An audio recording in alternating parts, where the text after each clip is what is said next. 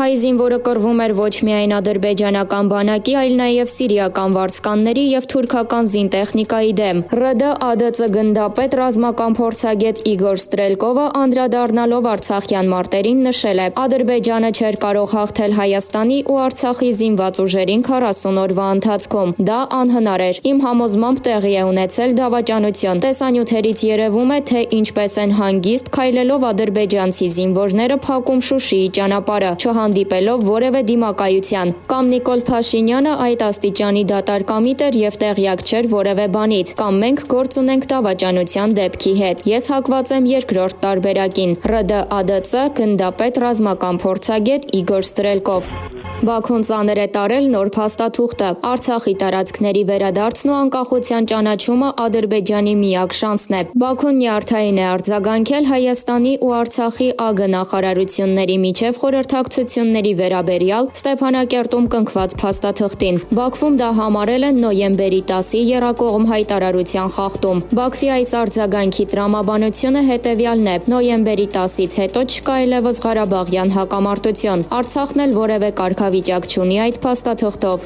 Դա այն է, ինչին ձգտում էր Բաքուն տասնամյակներ շարունակ, իր քաղաքականությունը կառուցելով դրա վրա։ Միևնույն ժամանակ նոյեմբերի 10-ից հետո ԱՄՆ-ն, Ֆրանսիան և այլ երկրներ դրել են Արցախի դեօկուպացիայի ու կարգավիճակի որոշման հարցերը, որոնք ըստ էության նաև Բաքվի պարտավորություններն են ԵԱՀԿ-ի առջև։ Բանաձևեր կան պատերազմական հանցագործությունների և պատժամիջոցների վերաբերյալ, որոնք առնվազն նախադեպեր են և կախվում են Բաքվի վրա, որպես ունիվերսալ լծակներ։ Եռակողմ փաստաթուղթը չի լուծել Բաքվի ձգտումները նույնիսկ այն պարագայում, երբ Պուտինը Ղարաբաղը հայտարարել է Ադրբեջանի մաս։ Ընդհանրապես ինքնորոշման հարցը հզոր լծակ է, որը հնարավոր չէ չեղարկել սեպարատ համաձայնություններով, նույնիսկ տվյալ տարածքի ոչնչացմամբ, եթե դեռ կան այդ հարցը բարձրացնողներ, անկախ նրանից, թե ինչ շահեր ունեն այդ հարցերը բարձրացնողները։ ՀՀ Արցախ այդ անմեղ փաստաթղթին Բաքվի արձագանքը վկայում է այդ մասին։ Չակերտավոր Ադրբեջանը լեգիտիմության լուրջ խնդիրներ ունի որպես պետություն։ Եռակողմ հայտարարությունն ավելացնում է այդ խնդիրները։ Ավելին, այդ փաստաթղթով ավելի է խորացել Ադրբեջանի խնդիրը որպես ինքնիշխան պետություն, և դրա ինքնամոռաց գերակատարումն ավելի է խորացնելու այդ խնդիրը։ Դրանից խուսափելու Բաքվի միակ շանսը Արցախի դեօկուպացիան ու ճանաչումն է։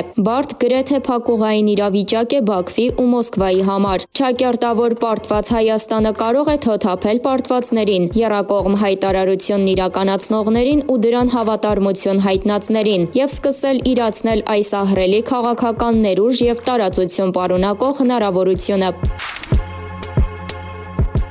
Պարոն Քթոյան, կորոնավիրուսի ու պատերազմի պատճառով տնտեսությունը հսկայական վնասներ կրեց։ Տնտեսական ակտիվության ցուցանիշը 7-ից 7,2%-ով նվազել է։ Տարբեր անուն ապրանքների մասով գնաճ կա արդեն։ Ինչ կարելի է սպասել 2021-ի համար։ Այս անկման միտումները կպահպանվեն։ Քթոյան, իրավիճակը 2020 թվականին ընդհանուր առմամբ բարդ էր։ Համավարակն ու պատերազմը մեր տնտեսությանը բավականին ծանր հարվածներ հասցրին, բայց եթե նայենք այն միտումները, որ այս պահին արձանագրվում են, եւ այն ցուցանիշները, որ հրապարակվում են, դրանցից ելնելով կարող ենք եզրակացնել, որ տնտեսական տեսանկյունից անկման հատակը արդեն շոշափել ենք եւ աստիճանաբար վերականգնման պրոցեսներ են տեղի ունենում։ Համենայն դեպս, եթե դիտարկում ենք տնտեսական ակտիվության ցուցանիշը, ապա անկման վատագույն մակարդակը մենք կարծես թե հաղթահարում ենք։ Ինչ վերաբերում է հաջորդ տարվա առաջին եռամսյակին, ապա քանի որ իրավիճակն աննախադեպ է եւ ոչ միայն տնտեսական, այլև սոցիալ-հոգեբանական առումով, ապա դժվար է ասել, թե այդ ամենը մարդկանց վարքագծի վրա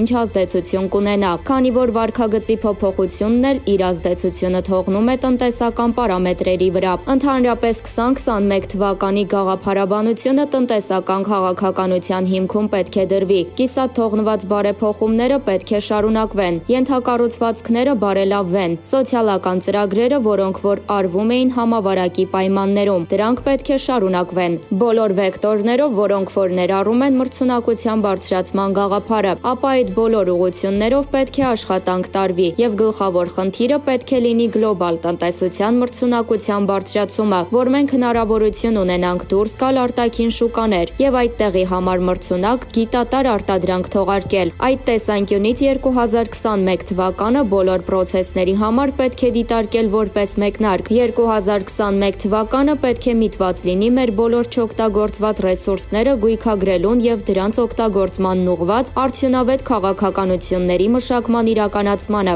բարդ աշխատանք է սպասվում։ Հարց. բայց կարող ենք ակնկալել, որ 2021 թվականի կեսերից գոնե դրական միտումներ կնկատվեն տնտեսության մեջ։ Քթոյան. իհարկե, բայց ճգնաժամը դեռ չի փակվել եւ քանի որ ճգնաժամը զուտ տնտեսական բնույթի չէ, կա համավարակ, որը դեռ չի վերջացել։ Հետպատերազմյան վերականգնման շրջան կա, որը չգիտենք ինչպես կարտահայտվի։ Հայաստանում հասարակության մի հատված կա, որի մոտ առկա է Հայաստանը լքելու մտայնություն։ Այդ պարագայում մենք լուրջ ժողովրդագրական խնդրի առաջ կկանգնենք։ Մենք ունենք լուրջ սոցիալական խնդիրներ, պայմանավորված պատերազմի հետևանքներով։ Ունենք վիրավորներ, որոնք ունեն սոցիալական եւ հոգեբանական աջակցության կարիք, եւ դա նույնպես փող է։ Ունենք բանակի վերականգնման կորցված ռեսուրսների վերականգնման խնդիր, ունենք բյուջետային դեֆիցիտ, ունենք նշանակալի պարտք, եւ այդ պարտքի սպասարկման տեսանկյունից ինչպես 20 թվականը, այնպես էլ 21 թվականը բավականին բարդ տարիներ են լինելու։ Այստեղ շատ գործոններ կան, որոնք որ ինչ-որ առումով աննախադեպ են,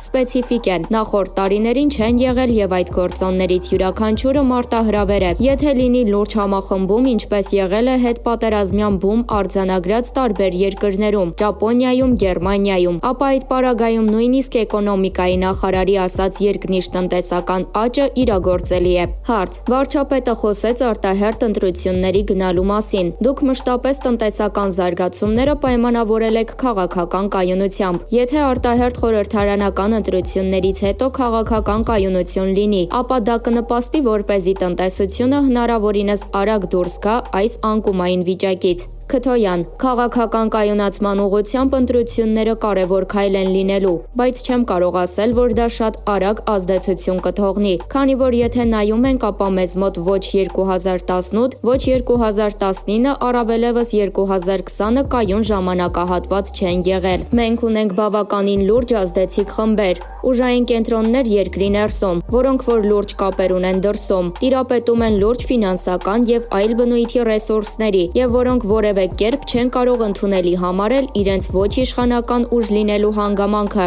Այդ առումով միշտ առճակատում կլինի, որը որ անկայունության բաղադրիչներով է հղի։ Անգամ 2018 թվականի ընտրությունները ցույց տվեցին, որ նույնիսկ եթե մի ուժ բացարձակ լեգիտիմության առաջնային մանդատ է ստանում, դա բավարար չէ այդ ուժին չթիրախավորելու կամ իր հետ ինչ-որ համաձայնության գալու համար։ Այստեղ արժեքային բախում կա ինչ-որ առումով քաղաքակրթական, ապագայի վեկտորին միտված հակամարտություն կա, որը միշտ կդրսևորվի, քանի դեռ դա ինչ-որ ձևով չի հանգուցալուծվել։ Գուցե հանրությունը իր վճռական խոսքը պետք է ասի, գուցե լյուստրացիայի պես ինչ-որ բան պետք է լինի, որը որ բոլորիս համար լույս կսփռի, թե ով է, ով ինչ է արել ու ինչի համար։ Քաղաքական համակարգի կայունացման համար չափազանց կարևոր է ունենալ կայուն քաղաքական էլիտա, որը մենք ցավոք սրտի չունենք։ Մենք չունենք քաղաքական ուժեր, որոնք կայուն բնույթ են կրում, արտահայտում են առանձին վերցրած գաղափար, ինչ-որ շահեր, քանի դեռ մեր քաղաքական համակարգում չկան այդ հավասարակշռության կետերը, նույնիսկ ընտրություններն ի զորու չեն լիցքաթափել առկա լարվածությունը։ Ինչպես եք գնահատում անցած 2020 թվականը ընդհանրապես, 2020-ի պարտությունից հետո Հայաստանն ինչպես պետք է կարողանա ուղղել իր մեջքը եւ որքանով պետք է սերտացնի իր հարաբերությունները Եվրոպայի հետ։ Շիրինյան. Հայաստանը այնպիսի մի իրավիճակում է այսօր, որ կարիք ունի սերտացնելու իր հարաբերությունները բոլորի հետ, ոչ թե միայն Եվրամիության։ Տարեցտարի Հայաստանի մեր հայրենակիցներն այն տպավորությունն ունեին, որ ՀՀ-ի հարաբերությունները ԵՄ-ի հետ աստիճանաբար բարելավվում էին, եւ ճիշտ է, որ 2013 թվականից հետո, երբ Հայաստան-ԵՄ համապարփակ եւ ընդլայնված համագործակցության համաձայնագրի բանակցությունները սկսվեցին, հարաբերություններն իսկապես դրական ուղղությամբ էին ընթանում։ 2017-ին համաձայնագիրը ստորագրվեց եւ մինչեւ այսօր ԵՄ անդամ երկրների մեծ մասը արդեն վավերացրել է այդ համաձայնագիրը, սակայն այսօր Հայաստանը ծանր ու մեծ պարտությունից հետո կորցրել է Արցախի հանրապետության մեծ մասը եւ հաշվի առնելով, որ Արցախի հիմնախնդիրը Եվրոպայում մեր դիվանագիտության ամենակարևոր հարցերից մեկը պետք է լինի։ Այսօր այն տպավորությունը կա, որ փաստորեն այդ բարելավված հարաբերությունները ըստ էության բավարար չէին, որ Եմեն հստակ կողմնորոշվի ի նպաստ Հայաստանի, հայ ժողովրդի ի նպաստ տուժած կողմի։ ԵՄ տարբեր հաստատություններ, տարբեր դիրքորոշումներ որդեգրեցին այս հարցում։ Օրինակ Եվրախորհրդարանը, որի անդամների հետ մենք մշտական գրեթե ամենօրյա կապի մեջ ենք, պատերազմի երկրորդ շաբաթվա ընթացքում արդեն նիստ գումարեց, որտեղ ելույթ ունեցածների ջախջախիչ մեծամասնությունը հստակորեն դատապարտեց թուրք-ադրբեջանական պատերազմական գործողությունները, պատերազմական ոճիրները, ջիհադիստների մասնակցությունը եւ այլն։ Դրան հակառակ պաշտոնական Բրյուսելը ԵՄ արտաքին գործերի ծառայության միջոցով, հանձնակատար Ժոզեֆ Բորելի միջոցով մինչ օրս հստակ ու կարծր ձևով չի դատապարտել թուրք-ադրբեջանական ագրեսիան, իսկ Եվրախորհուրդը շատ թեթև պատժամիջոցների դիմեց Թուրքիայի հանդեպ, այն էլ Արցախյան պատերազմում իր դերակատարության համար չէր, այլ միջերկրական ծովում իր գործողությունների համար։ Այս բոլորը մեզ իբրև ազգ, իբրև պետություն հարցականի առջև են դնում, թե որ հաստատությունների, որ երկրների հետ դիվանագիտական հաջողություններ արձանագրեցինք եւ որոնց հետ ձախողումներ եւ ինչու։ Հարց. Ձեր կարծիքով տեղի ունեցածից հետո Ռուսաստանն արդյոք խանդով չի վերաբերվի ԵՄ-ի հետ Հայաստանի հարաբերությունների խորացմանը։ Շիրինյան. Հայաստանի հարաբերությունները Եվրամիության հետ եւ Ռուսաստանի հետ լրիվ տարբեր ձևի եւ տարբեր որակի են։ Հայաստանի ներկա եւ ապագա իշխանությունները պետք է գիտակցեն Ռուսաստանի հետ հարաբերությունների կենսականությունը։ ԵՄ-ի հետ մեր հարաբերության սերտացումը չպետք է որևէ ձևով վտանգի Մոսկվայի հետ մեր կապերը, որովհետեւ մենք պատերազմի ընթացքում չտեսանք ԵՄ-ի հետ մեր չակերտավոր լավ հարաբերությունները, ոչ իրական հողի վրա, ոչ էլ կարողացան քաղաքական առումով իրավիճակ փոխել։ Իսկ Ռուսաստանն անգամ իր զորքով ներկա է Հայաստանի տարածքում։ Հաշվի առնելով Թուրքիայի մասնակցությունը պատերազմին եւ մեր գրած ծանր պարտությունն այսօր, կարծում եմ կարող ենք գիտակցել, որ մեր ժողովրդի անվտանգությունը նաեւ ինչ-որ չափով կախված է Հայաստանի եւ Ռուսաստանի հարաբերությունների որակից։ Հարց. Հայկական լոբին ինչպես պետք է աշխատի, ինչ քայլեր պետք է իրականացնի Արցախյան երկրորդ պատերազմից հետո ստեղծված իրավիճակում։ Շիրինյան. Նախ առաջ դիվանագիտական հողի վրա պետք է եւս մեկ անգամ ամեն ջանք թափել, որպեսզի պաշտոնական Բրյուսելը իդեմս Ժոզեֆ Բորելի հստակորեն եւ խստորեն դատապարտի թուրք-ադրբեջանական ռազմական ու պատերազմական գործողությունները, Թուրքիայի կողմից ուղարկված վարձկանների ու ահաբեկիչների մասնակցությունը, արգելված զենքերի օգտագործումը։ Մեր դիվանագիտությունը հստակորեն պետք է պահանջի պատժամիջոցներ Թուրքիայի եւ Ադրբեջանի կառավարությունների դեմ։ Նաեւ դեկտեմբերին Եվրախորհրդարանում ստեղծվեց Արցախի հետ բարեկամության խումբ։ Պետք է աշխատել ու համագործակցել այդ խմբի հետ, որպեսզի կարողանանք ունենալ հայանպաստ բանաձևեր, նաեւ որպեսզի հնարավորինս մարդասիրական օգնություն ուղարկվի ոչ միայն հայկական համայնքների, այլև պաշտոնական ԵՄ-ի կողմից, լինի փախստականների, թե Արցախի վերաշինության հարցերով։ Նաեւ պետք է փորձել ԵՄ-ի ազդեցությունն օգտագործել, որպեսզի այն ճնշում բանեցնի Ադրբեջանի կառավարության վրա, հայ գերիների եւ զոհվածների մարմինները արագ հայկական կողմին վերադարձնելու համար։ Նաեւ ԵՄ-ն պետք է ՅՈՒՆԵՍԿՕ-ի հետ համագործակցաբար դերակատարություն ունենա հայկական պատմական, մշակութային եւ կրոնական հուշարձանների պահպանման գործում։ Հարց. Արդյոք Սփյուռքի օրակարգում պետք է մնա Արցախի անկախության ճանաչման հարցը։ Շիրինյան. Այո, հայկական Սփյուռքը, հայկական համայնքներն ու հայ դատի հանձնախմբերը պետք է շարունակեն իրենց պայքարը Արցախի հանրապետության անկախության ճանաչման համար, որովհետև այս պայքարը գոյություն ուներ պատերազմից առաջ, պատերազմի ժամանակ եւ պետք է շարունակվի նաեւ պատերազմից հետո։ Դա կարգավիճակի համար պայքար է եւ նոյեմբերի 9-ին ստորագրված հակահայկական հայտարարության մեջ կարգավիճակի մասին խոսք չկա։ Այսինքն Արցախի անկախությունը մնում է հնարավոր ձեռքբերում հայկական կողմի համար, երբ որ բանակցությունները վերսկսվեն ԵԱՀԿ Մինսկի խմբի համանախագահության ձևաչափով։